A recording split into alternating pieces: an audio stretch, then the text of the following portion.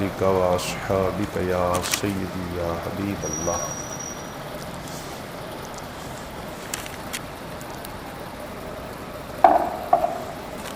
حضرات محترم، الحمدللہ آج ہم نے مبارک مہینے ماہ رمضان کی 13ویں نماز تراویح ادا کی،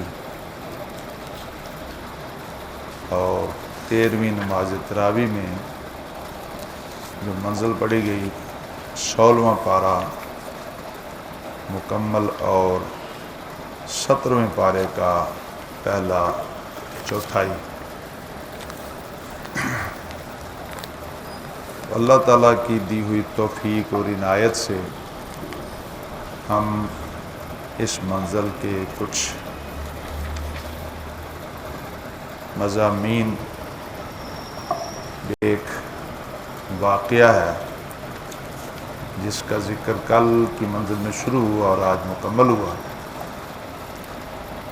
اور وہ ہے حضرت موسیٰ علیہ السلام اور حضرت خضر علیہ السلام کا واقعہ، کہ حضرت موسیٰ علیہ السلام نے ایک مرتبہ اللہ تعالیٰ جل جلالہ سے کوہ طور پر پوچھا کہ یا اللہ، کیا جتنا علم تو نے مجھے دیا ہے اس کے علاوہ بھی دنیا میں کسی کے پاس کوئی علم ہو سکتا ہے؟ تو اللہ تعالیٰ کی طرف سے حکم ہوا کہ اے موسیٰ، تم 2 دریاؤں کے ملنے کی جگہ پر جاؤ، وہاں ہمارے بندوں میں سے تمہیں ایک بندہ ملے گا، اور اس سے ملنا اور اس کے علم کو دیکھنا۔ چنانچہ حضرت موسیٰ علیہ السلام اپنے خادم حضرت یوشع کو ساتھ لے کے چل پڑے،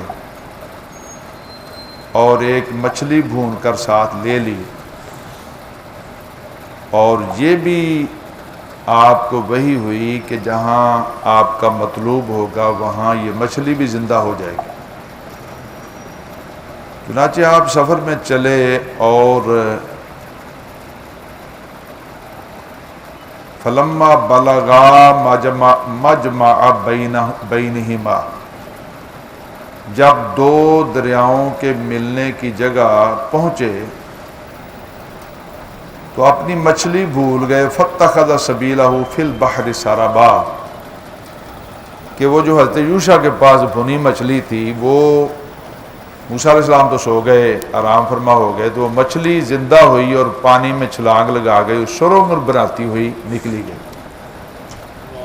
لیکن جناب یوشع کو بتانا یاد نہ رہا، اٹھے تو پھر چل پڑے۔ آگے گئے تو حضرت موسیٰ نے کہا کہ اے یوشع، ہم بڑے تھکے ہیں اور بھوک بھی بہت لگی ہے، تو کھانا لاؤ، آتنا غداءنا، ہمارا صبح کا کھانا لے آؤ۔ تو حضرت یوشع نے کہا کہ حضور، مجھے بھول گیا تھا اور شیطان نے بلا دیا تھا مجھے کہ مچھلی تو زندہ ہو گئی تھی اور وہ تو کود کر دریا میں سرنگ لگا کر نکل گئی تھی۔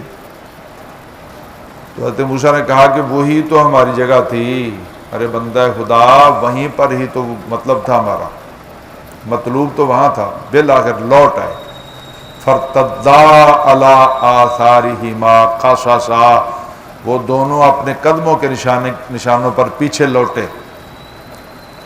اس جگہ پر پہنچے تو دیکھا تو ایک شخص دیکھا، ایک اللہ کا بندہ دیکھا جو 2 زانوں بیٹھا ہے اور اوپر کپڑا اوڑا ہوا ہے۔ فوجدا عبدا من عبادنا، اللہ تعالیٰ فرماتا ہے کہ پھر ان دونوں نے ہمارے بندوں میں سے ایک بندے کو پا لیا، آتیناہ رحمتا من عندنا، جسے ہم نے اپنے پاس سے رحمت دی تھی، اور وعلمناہ من لدنا علما، اور ہم نے اپنے پاس سے خاص علم اس کو دیا تھا۔ یہ کون تھے؟ حضرت خضر علیہ السلام، جن کا تلفظ جو ہے خضر بھی پڑھا گیا ہے، بعض علماء نے کہا خضر نہیں خضر ٹھیک، اور بعض نے کہا کہ خضر ہی ٹھیک ہے۔ دو تین قسم کے تلفظ ہوتے ہیں اس کے، بال اللہ تعالیٰ بہتر جانے۔ مشہور خضر علیہ السلام، تو اللہ تعالیٰ فرماتا ہے ہم نے اسے اپنے پاس سے علم دیا تھا۔ پتہ چلا یہ من لدنا علما، اس سے ایک دلیل نکلی جو ہم کہتے ہیں نا اولیاء کو لدنی علم، حضرت غوث پاک کو لدنی علم تھا کہ رمضان میں پیدا ہوئے اور ماہ رمضان میں ہی سحری سے افطاری تک دودھ تک نہیں پیتے تھے۔ یہ لدنی علم تھا نا کہ روزے کے مسئلے کا بھی پتا تھا۔ تو لدنی علم کا ثبوت بھی یہاں سے نکلا، وَعَلَّمْنَاهُ مِن لَدُنَّا علما۔ اللہ تعالیٰ فرماتا ہے ہم نے اپنے پاس کا، یعنی انہیں مدرسے میں پڑھنے کی ضرورت نہیں پڑی، سارے نبیوں کو اللہ تعالیٰ لدنی علم دیتا ہے۔ تو حضرت موسیٰ نے ان سے کہا، سلام کی اور کہا کہ کیا آپ مجھے اجازت دیں گے کہ میں آپ کے ساتھ کچھ وقت گزاروں اور سیکھوں، آپ مجھے سکھائیں جو علم اللہ نے آپ کو عطا فرمایا ہے۔ تو حضرت خضر نے کیا کہا؟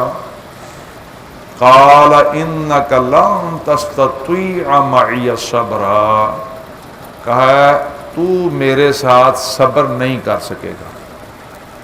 حالانکہ اس میں بھی اختلاف ہے کہ خضر نبی ہیں کہ ولی ہیں، اور زیادہ علماء کہتے ہیں کہ حق یہ ہے کہ وہ نبی ہوئے، لیکن نبی بھی ہیں تو جو موسیٰ کا مقام تھا وہ اونچا تھا، وہ تو کلیم اللہ تھا، لیکن خاص قسم کا علم جو ہے باطنی علم اللہ تعالیٰ نے خصوصی طور پر حضرت خضر کو دیا تھا۔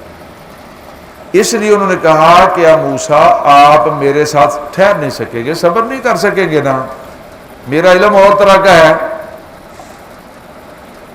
کیسے آپ صبر کریں گے جیسے جس علم جو علم آپ کا محیط ہی نہیں ہے، ما لم تحط بہ خبرا۔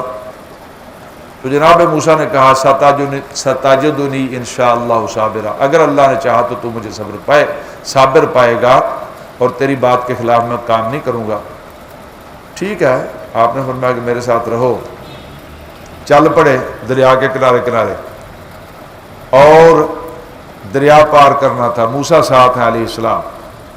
کہا کشتی پر بیٹھتے ہیں، کشتی آئی، کشتی پر بیٹھے، کشتی والوں نے بڑی عزت دی اور کرایہ بھی نہیں لیا، اچھی جگہ دی، کیبن دیا اس کا علیحدہ، لیکن بیچ دریا میں جب کشتی پہنچی نا تو خضر علیہ السلام نے ایک کسی چیز سے، کسی ہتھوڑی یا جو کچھ ساتھ پاس تھی چیز، اس سے اس کا ایک بھٹا ہی توڑ دیا، لیکن پانی نہیں داخل ہوا اس سے۔ حضرت موسیٰ علیہ السلام پر اطاعت الہی غالب تھی، تو پوچھا، موسیٰ علیہ السلام نے کہا کہ یہ کیا کیا ہم نے؟ آپ نے عجیب کام کیا، یہ کیا اس کے سواروں کو ڈبونا تھا؟ قال اخرقتها لتغرق اهلها، یہ ڈوب جاتے سارے، کیا کیا آپ نے کہ پٹے توڑ دیا؟ انہوں نے اتنی عزت کی ہے۔ تو جناب خضر نے کہا میں نہیں کہتا تھا کہ الم اقل انک لن تستطیع معی صبرا، کہ تو نہیں کر سکے گا میرے ساتھ صبر۔ کہا اچھا، میں جو بھول گیا ہوں اس پر میری گرفت نہ کیجئے، اور میں جس کام میں آؤں مشکل نہ ڈالیے۔ ٹھیک ہے، فرمایا کہ اب خیال کرنا، آگے چلیں، یہاں تک کہ کشتی سے اترے، آگے روانہ ہوئے، تو ایک جگہ بچے کھیل رہے تھے، تو ایک لڑکا دیکھا، حتی اذا لقی غلاما، اسے بلایا اور خضر علیہ السلام نے اس لڑکے کو قتل کر دیا۔ فقاتلہ، اب جب وہ قتل ہی ایک ناحق، نہ کوئی جرم، نہ کوئی وجہ، نہ کوئی پتہ، نہ کوئی سزا، نہ کوئی ایسی چیز، تو اللہ کے نبی موسیٰ جن پر اطاعت اور شریعت غالب تھی وہ کیسے چپ رہتے؟ بول ہی پڑے، یہ کیا کیا؟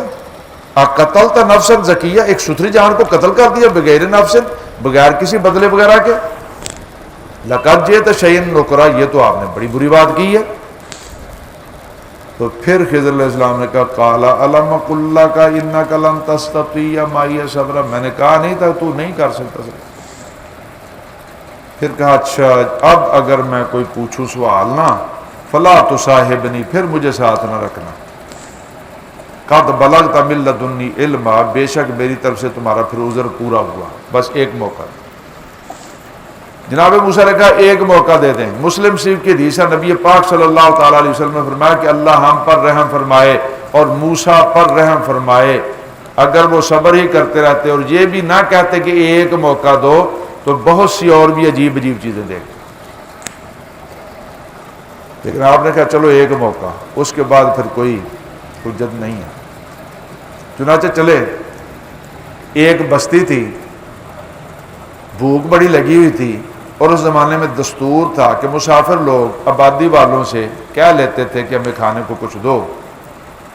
تو بستی والوں سے حضرت خضر علیہ السلام نے کہا کہ ہم مسافر ہیں اور بھوک لگی ہے تو کوئی کھانا کو نہ دو ہمیں، تو انہوں نے صاف انکار کر دیا۔ فَأَبَوْا أَنْ يُضَيِّفُوهُمَا، کہا ہم تمہاری مہمان نوازی نہیں کرتے، ہم مسافروں کی کہ کھانے کو نہیں بنانے والے لوگ۔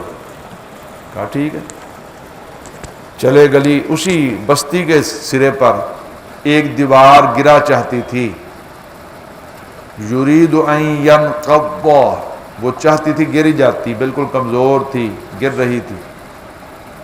تو آپ نے کہا موسیٰ علیہ السلام سے کہ آئیے ذرا نا گارا بنائیے، ملتے ہیں بنا کر بنائیے، دیوار تو ٹھیک کر دیں۔ تو اتنی مشقت کا کام، گارا گرا بنایا، دیوار کو دوبارہ ٹھیک کیا، اس کو سیٹ سٹ کر کے، تو جب فارغ ہوئے تو حضرت موسیٰ علیہ السلام نے پھر کہا کہ جی یہ تو لوگ وہ ہیں جنہوں نے ہمیں کھانا دینا بھی گوارا نہ کیا، اور ان کی یہ دیوار ہم بنا رہے ہیں، تو ہم چاہتے، اگر آپ چاہتے تو ان سے مزدوری بھی لے سکتے تھے اس کام پر۔ تو اب جناب خضر نے یہ نہیں کہا کہ تو صبر نہیں کر سکتا، بلکہ اب یہ کہا قال ھذا فراق بینی و بینک، اب تیری میری جدائی، کیونکہ آخری موقع آپ نے خود کہا تھا۔ تو کہا ٹھہرو، میں ذرا تعویل بھی بتا دوں تمہیں، وجہ بھی بتا دوں جن باتوں پر آپ سے صبر نہ ہوا۔ جو کشتی تھی کچھ غریب بندوں کی تھی، محتاج تھے وہ، جو دریا میں اپنا کام کاج کرتے تھے، کشتی چلا کر کمائی کرتے تھے۔ تو ہم نے چاہا کہ ان کی کشتی کو عیب دار کر دیں، چونکہ آگے دوسری طرف ایک بادشاہ اپنی کسی مہم کے لیے کشتیاں قبضے میں لے رہا تھا، تو ان کی کشتی کو وہ دیکھے گا تو عیب دار پائے گا تو نہیں لے گا، پانی تو اس میں آیا نہیں تھا، تو ایک پھٹا ہی ہے وہ لگا لیں گے۔ اور جو لڑکا تھا جسے قتل کیا گیا، اس کے والدین بڑے سچے مومن تھے، لیکن اس بچے کے ماتھے پر ہم لکھا دیکھ رہے تھے کافر ہے، تو ہمیں ڈر ہوا کہ اس کی محبت میں والدین بھی کافر نہ ہو جائیں۔ ہم نے اپنے رب سے یہ معاہدہ کر لیا کہ ان کو اللہ تعالیٰ اس کے بدلے میں نیک بیٹا دے گا۔ فَأَرَدْنَا أَن يُبْدِلَهُمَا رَبُّهُمَا خَيْرًا مِّنْهُ زَكَاةً وَأَقْرَبَ رُحْمًا، زیادہ ستھرا، پاک اور مہربانی کے قریب والا، اس کے بدلے میں اللہ بچہ دے دے گا۔ پتہ چلا اللہ والوں کی اللہ کے ساتھ بھی خاص جو ہے وہ رسائی ہوتی ہے۔ اچھا جی، دیوار کے اوپر لگ پڑے ہم، اس کی بھی سن لو کہ دیوار گر رہی تھی اور ہم نے دیوار بنانے کی اتنی مشقت اٹھائی۔ فَكَانَ لِغُلَامَيْنِ يَتِيمَيْنِ فِي الْمَدِينَةِ، وہ اسی شہر کے دو یتیم بچوں کی تھی۔ وَكَانَ تَحْتَهُ كَنْزٌ لَهُمَا، اس کے نیچے ان کا خزانہ تھا۔ وَكَانَ أَبُوهُمَا صَالِحًا، اور ان کا باپ ایک نیک آدمی تھا۔ اس نیک بندے نے اپنے وصال سے قبل اپنے بچوں کے لیے اپنا جو کچھ اس کے پاس تھا وہ زمین میں دبا کر اوپر نشانی کے طور پر دیوار بنا دی تھی۔ دیوار گر جاتی، نشان مٹ جاتا، وہ بچے کہاں سے خزانہ لیتے؟ جب بڑے ہوں گے تو ہم بتا دیں گے کہ دیوار کھود لو، نیچے تمہارا خزانہ ہو۔ ان پر مہربانی کیوں ہو رہی ہے؟ اس کی وجہ کیا کہ کان ابوہما صالحا، باپ نیک تھا نا، اس لیے ان کی اولادوں کو خزانہ پہنچانا ہے۔ ایک نقطہ یہاں سے یہ بھی ملا کہ نیک آدمی کی نیکی کی برکات اس کی اولادوں تک پہنچتی ہیں، اولادوں نے پہنچی ہے نا، کہ اس کی وجہ کیا بتا رہے ہیں کہ ابا انہاں دا بڑا نیک سی، تو چونکہ باپ نیک تھا اس لیے ان کی اولاد کے لیے خزانے کو ہم نے محفوظ کیا. اللہ کے نبی ان کی وہ خزانے کی دیوار کو ٹھیک کر رہے ہیں. فرمایا یہ تو باتیں تھیں جن پر آپ سے صبر نہ ہو سکا. یہ اس کی تعویل تھی، ان کی تشریح. بظاہر تو یہ باتیں شریعت کے خلاف لگتی تھی، لیکن ایک مقام، ایک علمی باطنی علم، ایک طریقت کا رستہ یہ اور ہوتا ہے. بظاہر باتیں سمجھ نہیں آتی لیکن ہوتی وہ اللہ کی طرف سے ہیں. اس سے آگے حضرت ذوالقرنین کا ذکر ہوا. وَيَسْأَلُونَكَ عَنْ ذِي الْقَرْنَيْنِ، جن کا ایک نام سکندر معروف ہے. تو دنیا میں 4 بڑے بادشاہ ہوئے ہیں جنہوں نے تقریباً پوری دنیا پر ہی حکومت کی ہے. 2 مسلمان اور 2 کافر. ایک ذوالقرنین، ایک سلیمان علیہ السلام. ان کی بادشاہی بہت بڑی تھی، سیاہ و سفید کے مالک. اور ایک نمرود اور ایک بخت نصر، یہ 2 کافر تھے. ان کی بھی بادشاہیاں تقریباً دنیا پر محیط. تو یہ اللہ کے نیک بندے تھے حضرت ذوالقرنین. تو اللہ تعالیٰ فرماتا ہے ہم نے ان کو پورا قابو دیا ہوا تھا زمین پر. مکننا لہو فی الارض، اور اسے ہر سامان عطا کیا تھا. تو وہ سامان کے پیچھے چلا، ایک سبب کے پیچھے چلا.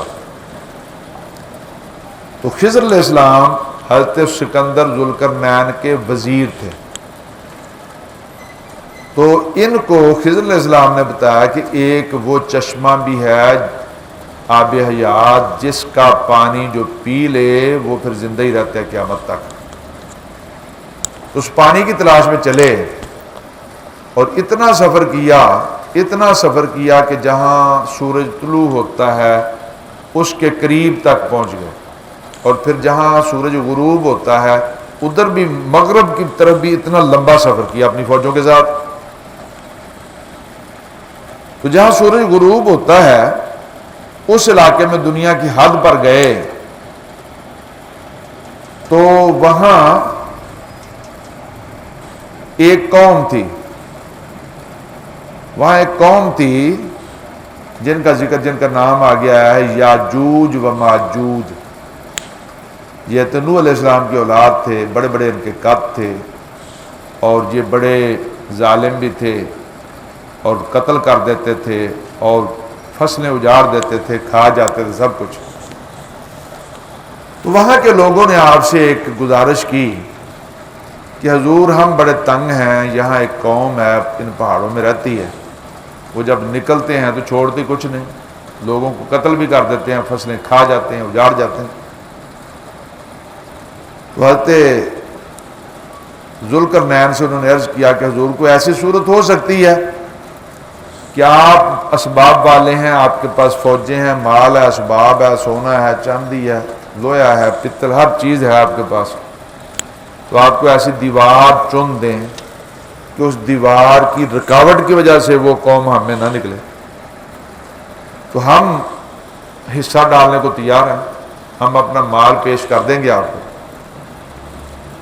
تو حضرت سکندر نے کہا، ذوالقرنین نے کہا، ما مکنی فیہ ربی خیر، جو مجھے میرے رب نے قابو دیا ہے وہی بہتر ہے میرے لیے. بس تمہارے لیے یہ ہے کہ فَأَعِینُونِی بِقُوَّةٍ، تم اپنی طاقت سے میری مدد کرو. یعنی تم مزدوری کرو گے، کام کرو گے جو تمہیں کہوں گا، بس تمہارا یہ کام ہے، پیسے نہیں چاہیے. اعینونی بقوت، اپنی قوت سے میری مدد کرو. یہ بھی پتہ چلا کہ حضرت ذوالقرنین غیر اللہ سے مدد مانگ رہے ہیں نا. تو پتہ چلا سبب کے تحت غیر اللہ سے مدد مانگنا یہ قرآنی آیتوں سے ثابت ہے.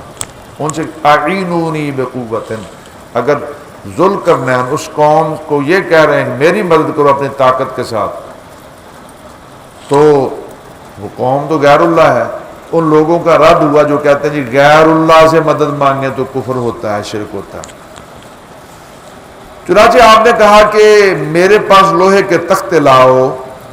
لوہے کے بڑے بڑے تختے لائے گئے اور وہاں جو پہاڑ تھا اس پہاڑ کے ساتھ آپ نے ان کی دیواریں بنائیں اور پتھروں کے ساتھ دیواریں لوہے کی، جب خوب لوہا اونچے تک پہاڑوں تک چن دیا تو پھر کہا اب ایندھن لاؤ، اور لا کر ادھر خوب کئی دن آگ جلاؤ۔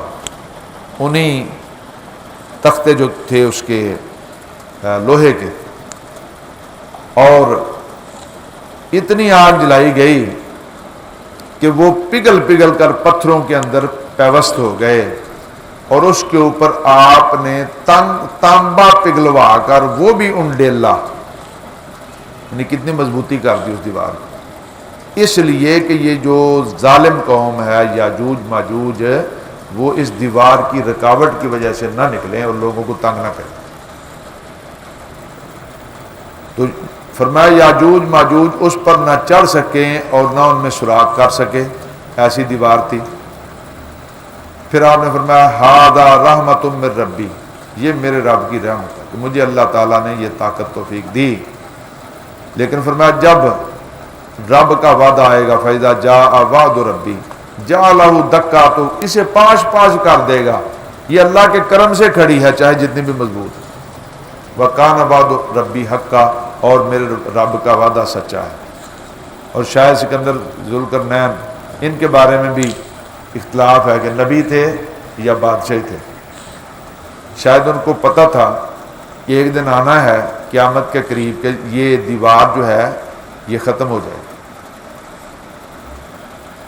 اور آگے فرمایا کہ اور اس دن ہم انہیں چھوڑ دیں گے کہ ان کا ایک گروہ دوسرے پر ریلا آوے گا اور سور پھونکا جائے گا تو ہم سب کو اکٹھا کر لائیں گے۔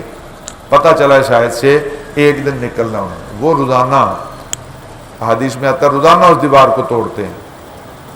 ایک روایت یہ ہے کہ چاٹتے ہیں یا توڑتے ہیں، جیسے بھی کرتے ہیں، لگے رہتے ہیں کہ نکلنا باہر، تو تھوڑی سی رہ جاتی ہے تو کہتے ہیں چلو باقی کل توڑیں۔ جب اگلے دن آتے ہیں تو پھر ویسی ہوتی ہے، پھر توڑتے ہیں، پھر تھوڑی رہ جاتی ہے، کہتے ہیں چلو اب تھک گئے کل توڑیں گے۔ لیکن جب اللہ کا حکم ہوگا، جب قیامت قریب ہوگی، قیامت کی علامات کبریٰ میں سے ایک علامت ہے، بڑی نشانیوں میں، جب جناب عیسیٰ کی حکومت ہوگی، حضرت عیسیٰ حاکم ہوں گے یہاں پر، اس زمانے میں آپ پہاڑوں پر مقیم ہوں گے، اور یاجوج ماجوج میں سے ایک سردار ہوگا ان کا، وہ اس دن کہے گا پہلی مرتبہ جب وہ توڑیں گے تو چھوڑ کر جانے لگے، وہ کہے گا انشاءاللہ کل اسے ختم کر دیں۔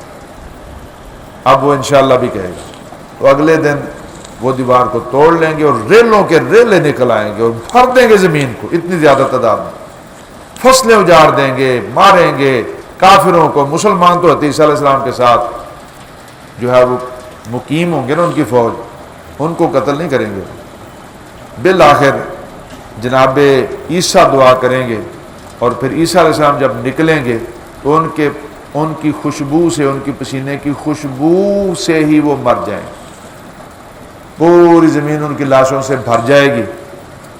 اور پھر حضرت عیسیٰ علیہ السلام اتنا وہ لاشیں ان کی پڑی ہوں، تو عیسیٰ علیہ السلام دعا کریں گے تو آسمانوں سے کچھ پرندے سے اتریں گے، وہ ایک ایک پرندہ ایک ایک لاش کو اٹھا کر لے جائے گا، پتہ نہیں کہاں لے جائے گا، اور اس کے بعد زمین ان سے خالی ہو جائے گی۔ تو یہ یاجوج و ماجوج کا ذکر بھی سورۃ الکہف میں یہ آیا نمبر 98، 99، 100 ان آیات میں تفصیلی ذکر ان کا ہوتا ہے۔ اس کے بعد سورہ مریم ہے، اور سورہ مریم میں حضرت عیسیٰ علیہ السلام کی والدہ حضرت مریم کا ذکر اور حضرت عیسیٰ علیہ السلام کا کچھ ذکر کیا گیا، تھوڑا سا اس کا ذکر کرتے ہیں۔ پہلے تو زکریا علیہ السلام کے بیٹے کا ذکر، ان کو اللہ نے بیٹا یحییٰ دیا، اس کا تھوڑا سا ذکر ہوا ہے، اور اس کے بعد اللہ تعالیٰ فرماتا ہے وَاذْكُرْ فِي الْكِتَابِ مریم، کتاب میں مریم کو یاد کرو۔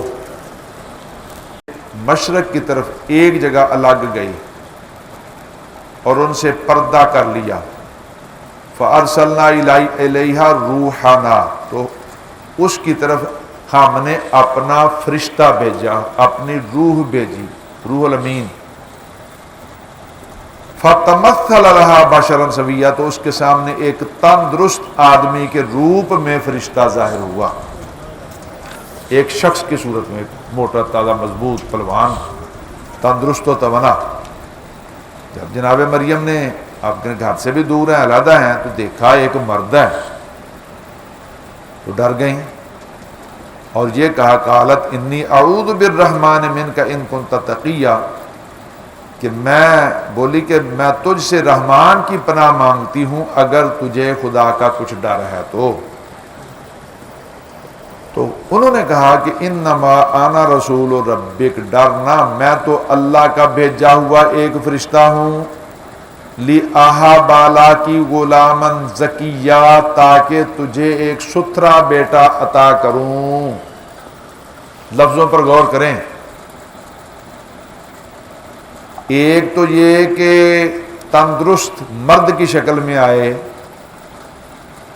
بشر کی شکل میں آئے، فتمثل لها بشرا سویا، بشر کی صورت میں آنے سے اب یہ تو نہیں کہا جائے گا نا کہ جبریل نور نہیں ہے، وہ تو بشری روپ میں آئے، تو اگر جبریل شکل بشریت میں آئیں تو ان کے نور ہونے میں فرق نہیں پڑتا، تو اگر اللہ کے رسول صلی اللہ تعالیٰ علیہ وآلہ وسلم شکل بشریت سے تشریف لائیں تو ان کے نور ہونے کا انکار کیوں ہوگا؟ دوسرا یہ کہ آیت پر غور کریں کہ جناب جبریل نے کیا کہا تھا، لی آہا بالا کے غلامن زکیہ، تاکہ میں تجھے ستھرا بیٹا دوں۔ بیٹا اللہ دیتا ہے، دینے والی ذات اللہ تعالیٰ کی، لیکن جبریل کیا کہہ رہے تاکہ میں دوں، یعنی اللہ کی عطا سے اللہ والوں کا کام اللہ کا کام ہی ہوتا ہے، ٹھیک ہے نا؟ رسول پاک صلی اللہ علیہ وسلم نے جب کنکریاں پھینکی تھی تو قرآن میں کیا ہے، ان کی آنکھوں میں جب مٹی بھر گئی کہ وما رمیت اذ رمیت ولکن اللہ رما، اے محبوب جو آپ نے پھینکی وہ آپ نے نہیں پھینکی، وہ تو اللہ نے پھینکی۔ ہاں جی، بہت ساری آیتیں بیعت کی گئی آپ کی، تو اللہ تعالیٰ نے فرمایا ان الذین یبایعونک انما یبایعون اللہ، جو تیری بیعت ہے محبوب کرتے ہیں در حقیقت وہ تو اللہ کی بیعت کرتے ہیں۔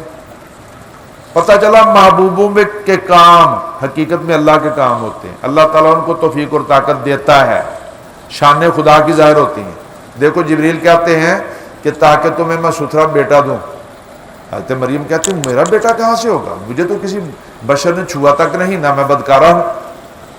تو جبریل نے کہا کہ ایسے ہی ہے، اور اللہ کے لیے یہ چیز آسان ہے، اللہ چاہے جو کر سکتا ہے تاکہ وہ لوگوں کے لیے نشانی کر دے، اور یہ تو رب تعالیٰ کی طرف سے کام ٹھہر چکا۔ تو پھونک ماری جناب جبریل نے تو حضرت مریم کو حمل ٹھہر گیا۔ آپ پھر دور جگہ گئیں، جب وقت قریب آیا تو بڑی ڈر گئیں کہ اب کیا ہوگا، لوگوں کو کیا جواب دوں گی۔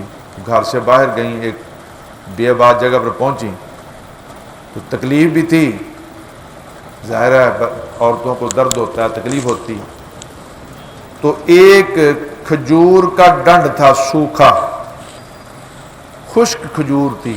اللہ تعالیٰ نے حکم دیا کہ اے مریم، یعنی وہ وہاں پر آئیں اور اتنی پریشان تھیں کہ انہوں نے یہ کہا یا لیتنی مت قبل ھذا، کاش میں اس سے پہلے مر جاتی، وَكُنْتُ نَسْيًا مَنْسِيًّا، اور بھولی بسری ہو جاتی، مجھے کوئی یاد ہی نہ کرتا، اب کیا میں کروں گی؟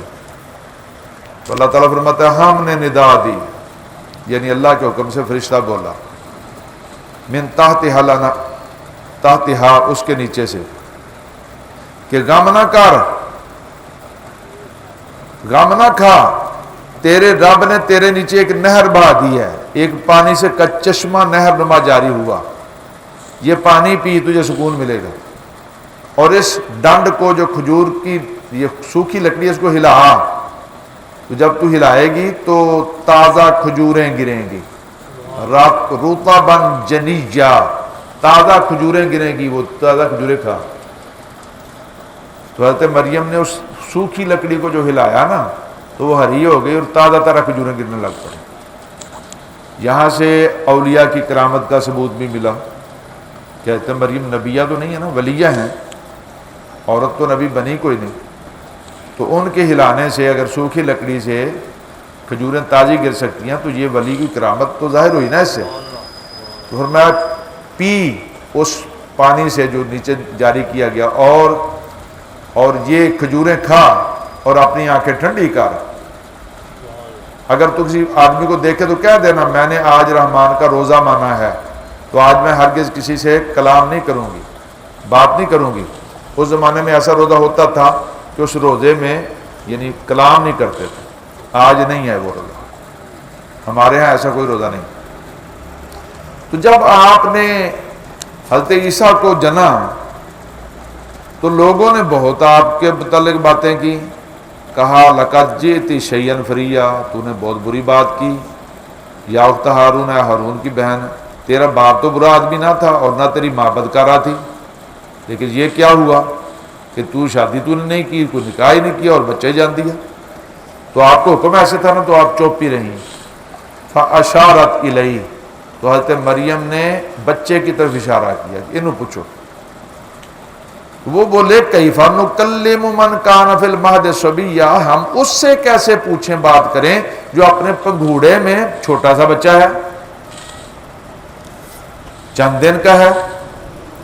تو وہ تو یہ کہہ رہے تھے، لیکن حضرت عیسیٰ پنگھوڑے میں چند دن کی عمر میں بولے.